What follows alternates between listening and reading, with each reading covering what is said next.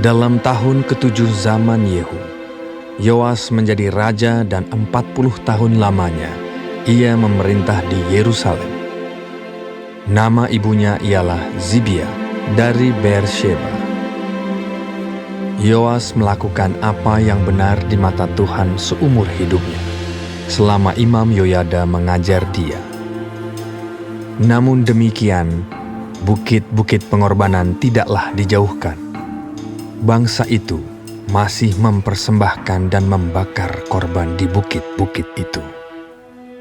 Berkatalah Yoas kepada para imam, segala uang yang dibawa ke dalam rumah Tuhan sebagai persembahan kudus, yakni uang masuk untuk pencatatan jiwa, uang tebusan jiwa menurut penilaian yang berlaku untuk seseorang, dan segala uang yang dibawa ke dalam rumah Tuhan karena dorongan hati seseorang, baiklah para imam sendiri menerimanya, masing-masing dari kenalannya, dan memakainya untuk memperbaiki yang rusak pada rumah itu, di mana saja terdapat kerusakan. Tetapi dalam tahun ke-23 zaman Raja Yoas, para imam belum juga memperbaiki kerusakan rumah itu. Sebab itu Raja Yoas memanggil Imam Yoyada dan imam-imam lain serta berkata kepada mereka, "Mengapa kamu tidak perbaiki kerusakan rumah itu? Maka sekarang tidak boleh lagi kamu menerima uang dari kenalan-kenalanmu, tetapi serahkanlah itu untuk memperbaiki kerusakan rumah itu." Lalu setujulah para imam itu untuk tidak menerima uang dari rakyat, tetapi mereka pun tidak usah lagi memperbaiki kerusakan rumah itu. Kemudian Imam Yoyada mengambil sebuah peti, membuat lobang pada tutupnya dan menaruhnya di samping mezbah, di sebelah kanan apabila orang masuk ke rumah Tuhan.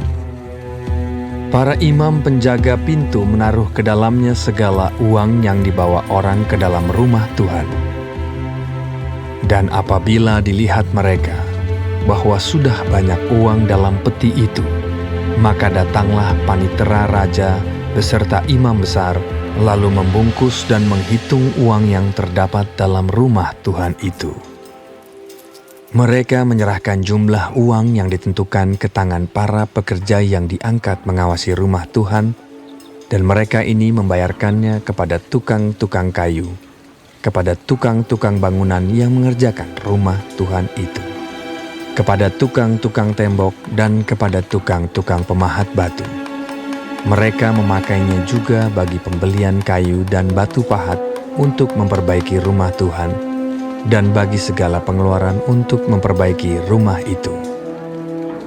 Tetapi untuk rumah Tuhan tidaklah dibuat pasu perak, pisau, bokor penyiraman, nafiri, atau sesuatu perkakas emas dan perak dari uang yang telah dibawa ke dalam rumah Tuhan itu.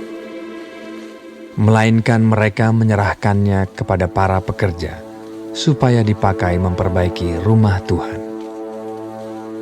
Mereka kemudian tidak mengadakan perhitungan dengan orang-orang yang diserahi uang itu untuk memberikannya kepada tukang-tukang, sebab mereka bekerja dengan jujur. Tetapi uang korban penebus salah dan uang korban penghapus dosa tidaklah dibawa ke dalam rumah Tuhan. Semuanya itu adalah bagian para imam.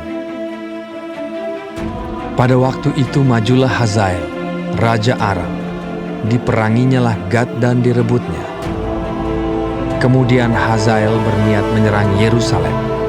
Tetapi Yoas, Raja Yehuda, mengambil segala persembahan kudus yang telah dikuduskan oleh para leluhurnya, yakni Yosafat, Yoram, dan Ahazia, raja-raja Yehuda, dan persembahan-persembahan kudusnya sendiri, juga segala emas yang terdapat dalam perbendaharaan rumah Tuhan dan istana raja. Dikirimkannya lah semuanya itu kepada Hazael, Raja Aram, maka tidak jadi lagi Hazael menyerang Yerusalem.